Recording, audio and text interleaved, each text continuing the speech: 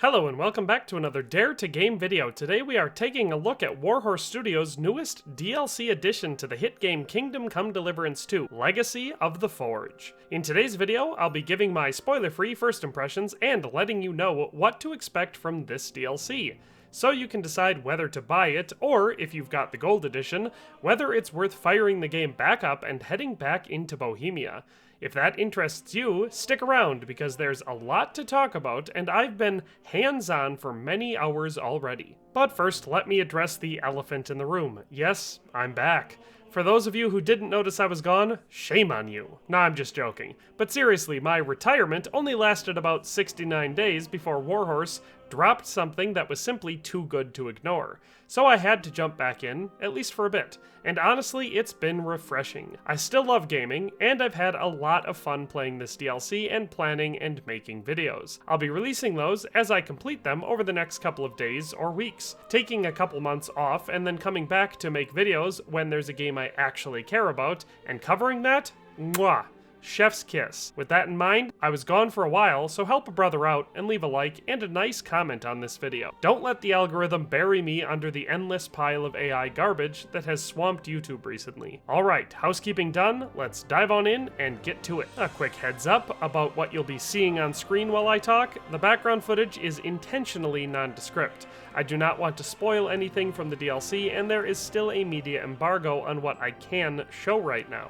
So you'll be seeing some base KCD2 gameplay while I cover my impressions. But don't worry, if you're watching this around the upload time, you'll have less than a day before I will be posting plenty more content that digs into story structure, gameplay loop, what's new for your build, and a whole lot more. For now, we're keeping things clean, spoiler-free, and friendly to anyone who wants to go in fresh. So I've been playing Legacy of the Forge for many hours at this point, and I'm genuinely impressed. This is exactly the type of content that makes KCD2 great. Grounded systems, believable people, and a pace that lets you settle into a place rather than sprinting through it. The DLC has that slow burn quality the series is known for, but it layers in a satisfying progression rhythm that keeps you moving forward without ever shouting in your face. In this video, I'll talk about what the story is without spoiling it, how the DLC plays, why the smithing works even if you're not a minigame person, what's being added in terms of gear, and when I think it's best to fit this DLC into your playthrough. So let's start with the story. The main thread follows Henry back in Kuttenberg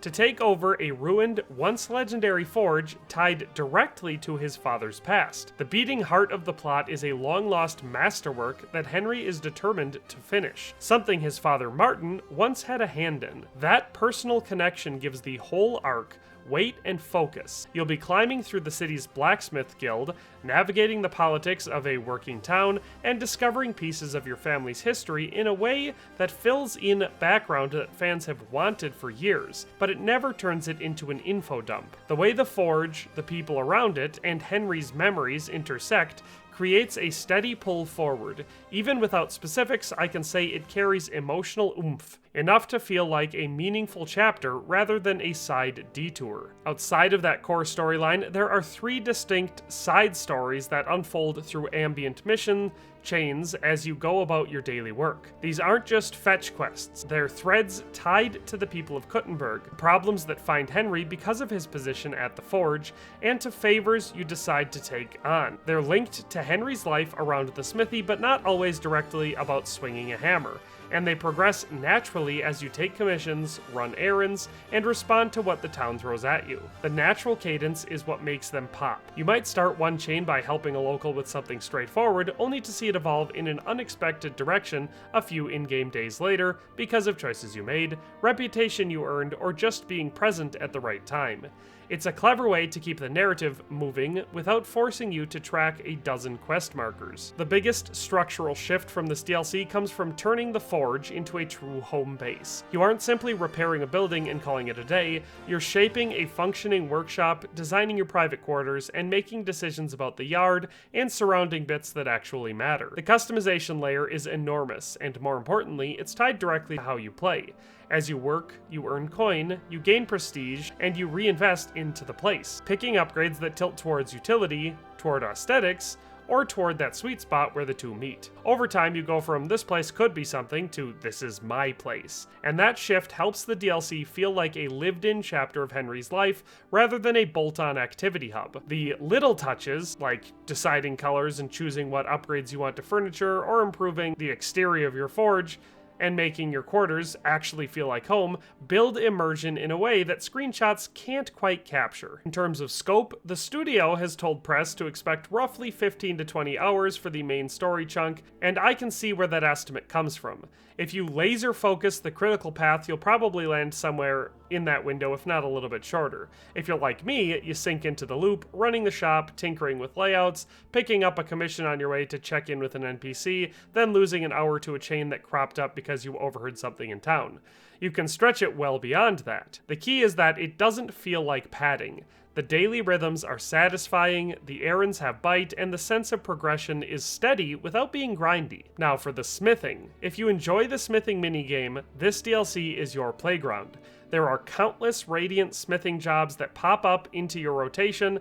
There are several unique scripted contracts that feel handcrafted and special, and there are great incentives for crafting your own weapons to sell through your shop. You can create a little loop for yourself, take a commission, gather what you need, make it, sell it, invest the profit, a new upgrade, unlock a new set of options, and it's easy to slip into a just one more flow where an hour disappears. On the flip side, if timed hammer swings and pattern matching aren't your thing, you are absolutely not locked out. The story only asks you to smith a handful of times, and the rest of the time you can lean into management, problem solving, exploration, combat, and the social side of being the person who runs the forge. That flexibility is a smart design choice. It lets fans of the minigame go deep while keeping the narrative accessible to players who'd rather be a shopkeeper, fixer, and a guild member than a full-time craftsman. For those of you who like new toys, Legacy of the Forge adds quite a few weapons that you can discover and craft through DLC missions, along with new, unique, high-level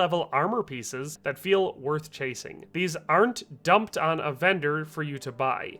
They're tied into the systems and the story into blueprints that you can earn or find for commissions or missions that you'll be completing.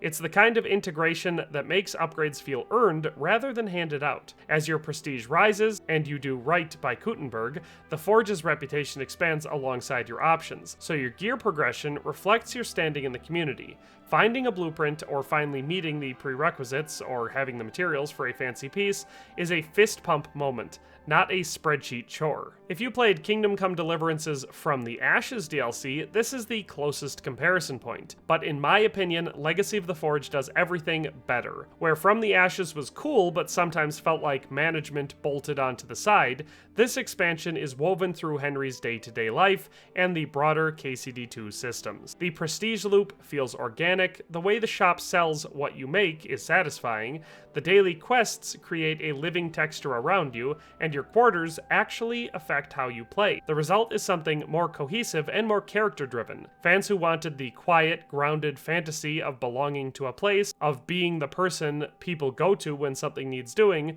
are going to be happy here. So let's talk about timing, when to play it. The DLC becomes available once you enter the Kuttenberg region, and it also works perfectly as endgame content.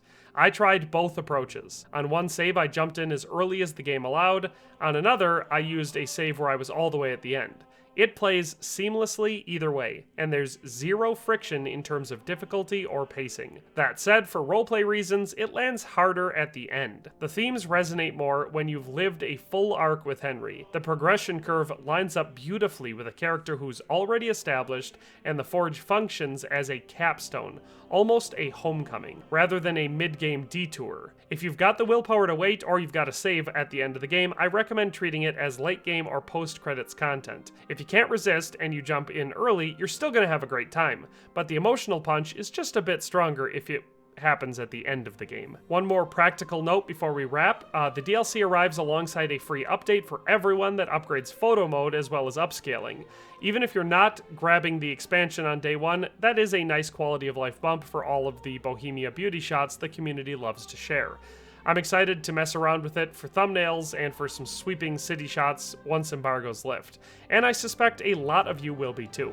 Keep an eye out for the full patch notes when they drop if you want a nitty-gritty on what else is going to be included in this update. So, here's my spoiler-free verdict after many hours. Legacy of the Forge is a terrific addition to KCD2. It deepens Henry's story without overwriting it, gives you a meaningful home and trade to care about, adds new weapons and high-level armor that feel earned, and nails that quiet, immersive roleplay loop that keeps me coming back to this series. It's the rare DLC that feels both generous and purposeful, less like an add-on and more like a missing chapter finally slotted into place. If you've been waiting for a good reason to return to Bohemia, this is it. And that's pretty much the end of all she wrote. For now. I have a lot of details I want to share with you, my sweet summer children, but I can't yet.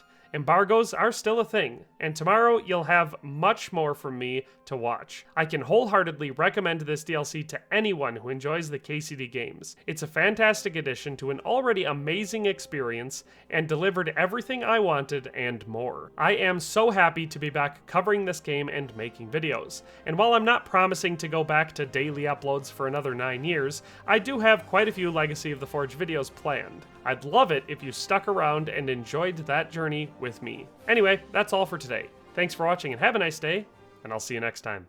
Thanks for watching another Dare to Game video. If you liked this video, please leave a like and a comment. If you haven't already, be sure to subscribe to the channel. If you like my content and would like to support this channel, consider becoming a member today for as little as $1.99 a month. It makes a huge difference. But in any case, thanks for watching and have a nice day. I'll see you next time.